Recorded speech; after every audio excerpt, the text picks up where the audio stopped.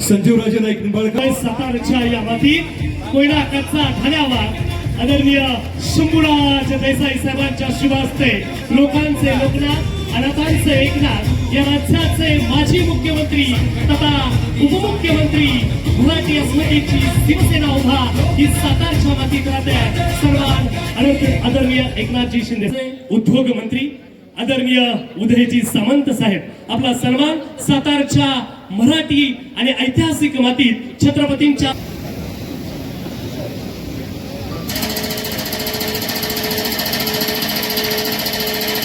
अनाथांचा नाथ एकनाथ महाराष्ट्राला दिशा देताना महाराष्ट्रातला प्रत्येक माणूस आनंदी सुखी समाधानी व्हावा हा ज्यांचा व्रत आहे, ज्यांच्या शब्दांनी प्रत्येकाला उभारी मिळत आहे अशा साहेबांचा सन्मान.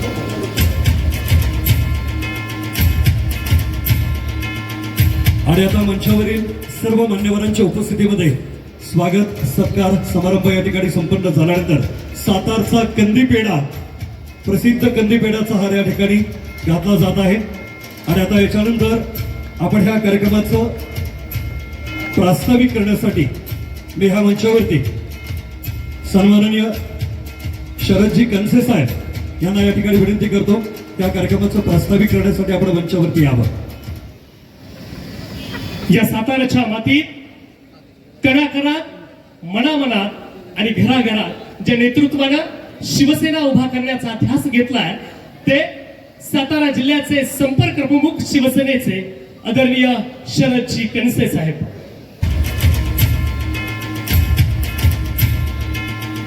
आणि आता मंचावरील सर्व मान्यवरांच्या उपस्थितीमध्ये स्वागत सत्कार समारंभ या ठिकाणी संपन्न झाल्यानंतर सातारचा कंदीपेढा, प्रसिद्ध कंदीपेढ्याचा हार या ठिकाणी घातला जात आहे.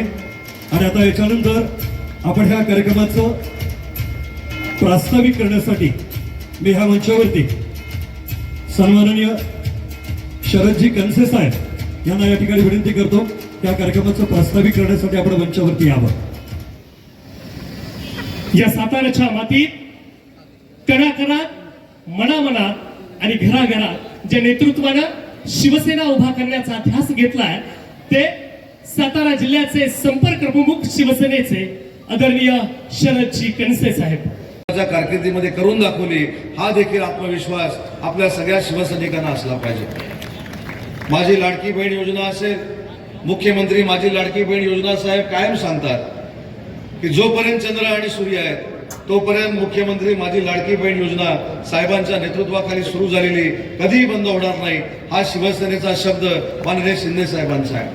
आणि म्हणून आपण सगळ्यांनी एकजुटीनं या साताऱ्यामध्ये खऱ्या अर्थानं छत्रपती शिवाजी महाराजांच्या राजधानीमध्ये आपण कामाला सुरुवात केली पाहिजे.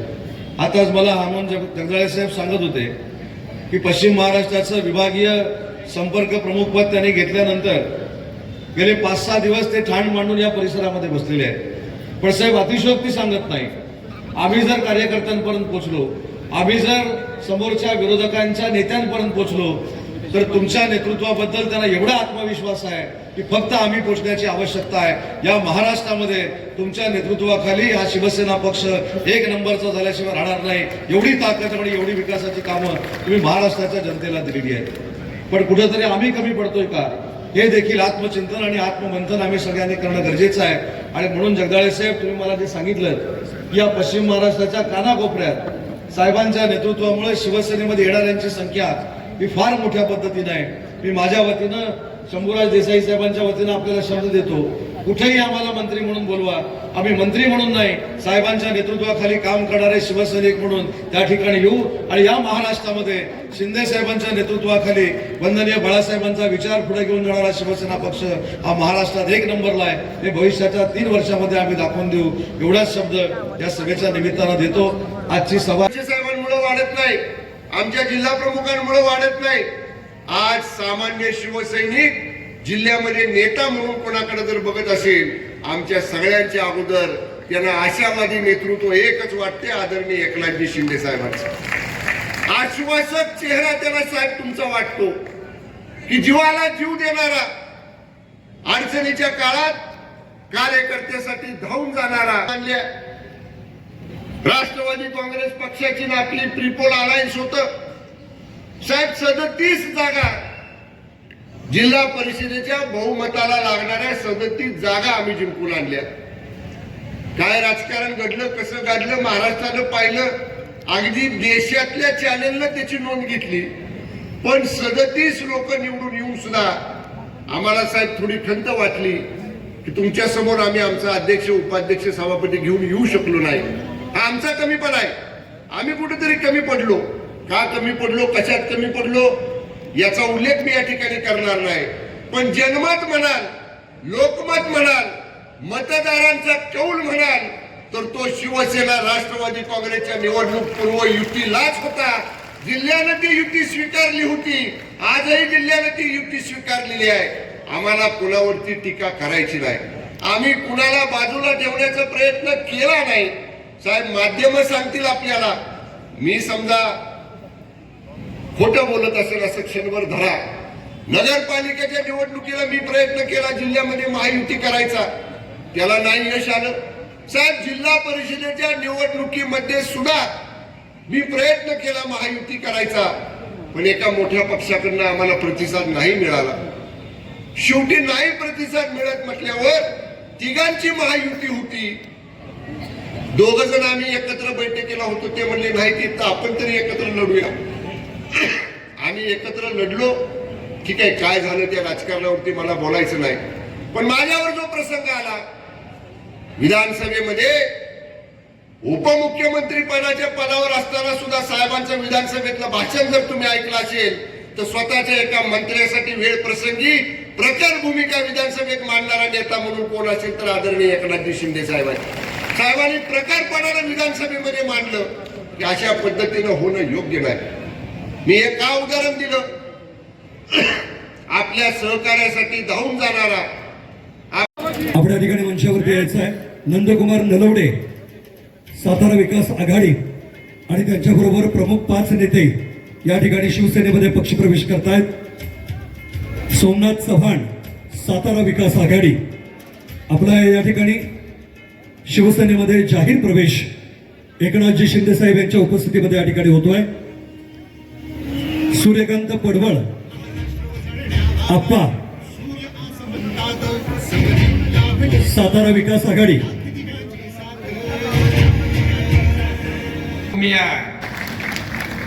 याचा मला सार्थ अभिमान आहे.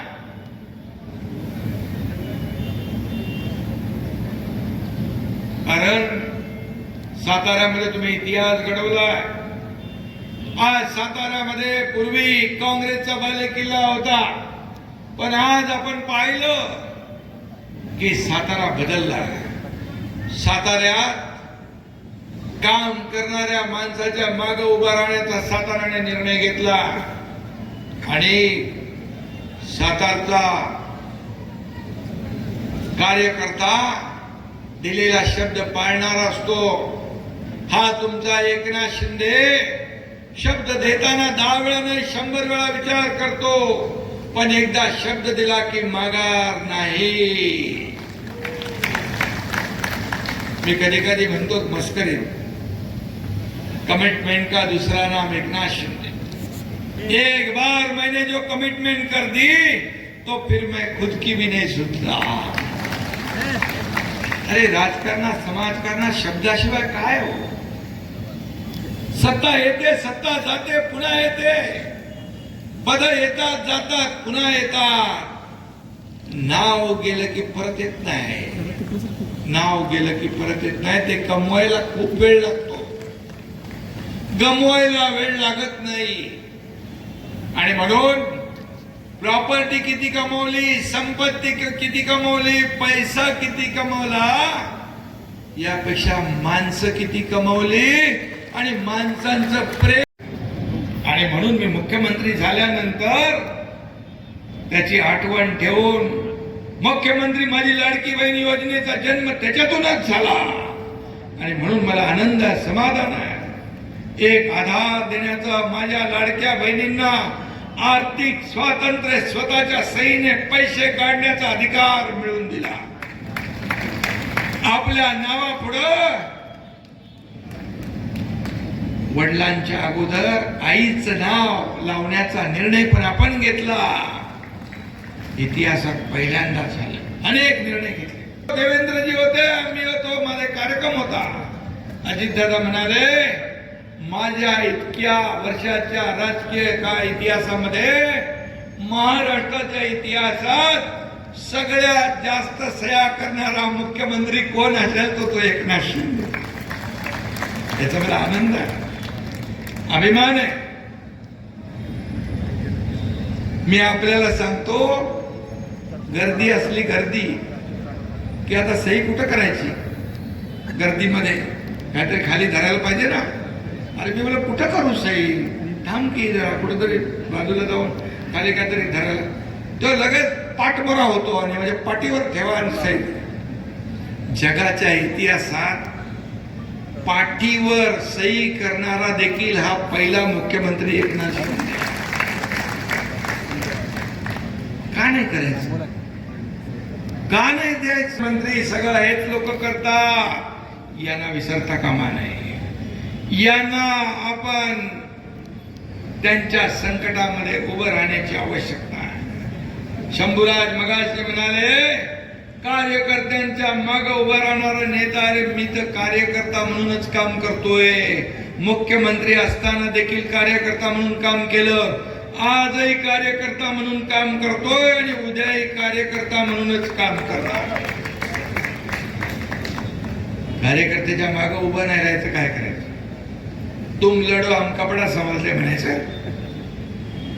कार्यकर्त्याच्या पुऱ्या पूर्ण ताकदीने मी तर जे काय केलं तेही आपण पाहिलेलं. पण सातारा ही एक संस्कृती परंपरा जपणारी भूमी आहे. इथं वाकडं तिकडं करून चालत नाही. जे काय झालं ते राजकारण खालच्या पातळीवरचं झालं, खालच्या दर्जावरचं झालं. हे साताऱ्यातली भूमी, साताऱ्यातली जनता सहन करणार नाही. हे ठाण्यापुरती, मुंबईपुरती शिवसेना आहे. या निवडणुकांमध्ये चांदा ते बांधा शिवसेना वाढली, चांदा ते बांधा घराघरात शिवसेना गेली. याचा आनंद आहे. कार्यकर्त्यांना मी मनापासून धन्यवाद देतो. उदयराव, तुमच्याकडे किती आले हो जिल्हा परिषद सदस्य? 46 जिल्हा परिषद सदस्यापैकी 41 जिल्हा परिषद सदस्य आले आपल्या शिवसेनेचे. रत्नागिरी, कोकण पादाक्रांत केलं. कोकणात शिवसेनेचा भगवा डौलाने पडला. पश्चिम महाराष्ट्रात, उत्तर महाराष्ट्रात, मराठवाड्यात, साऱ्या महाराष्ट्रात शिवसेनेची विजयी घोडदौड सुरू आहे. आपण लोकसभा जिंकलो, विधानसभा जिंकलो, महापालिका जिंकलो, नगरपालिका जिंकलो, जिल्हा परिषद जिंकलो. शिवसेना 2 नंबरचा पक्ष महाराष्ट्रामध्ये स्थापित झाला. आवश्यकता आहे. असली शिवसेना कुठली? खरी शिवसेना कुठली? अरे नकली बोलून बोलून बोलून बोलून नकला करून संपले. आणि आम्ही फील्डवर असतो, ऑन फील्ड असतो, ऍट होम नसतो. घरात बसून चालत नाही, लोकांमध्ये जावं लागतं. शेतकऱ्यांवर अतिवृष्टी आली, त्यावेळेस दसरा होता. मी सांगितलं सगळ्यांना, मराठवाडा विदर्भातल्या लोकांना, कार्यकर्त्यांना, दसऱ्याला मुंबईला येऊ नका. तुम्ही तुमच्या ठिकाणी लोकांचा दसरा चांगला कसा होईल ते करा. नोकरी निमित्त बाहेर कुणाला जावं लागू नये. जे गेले ते पुन्हा आपल्याकडे आले पाहिजे. असा विकास आपल्याला करायचा. कधी विचार केला होता कोयना खोऱ्यामध्ये 3-3 पूल, ते पण सिलिंग सारखे, केबल स्टेट, विविंग गॅलरी वाले.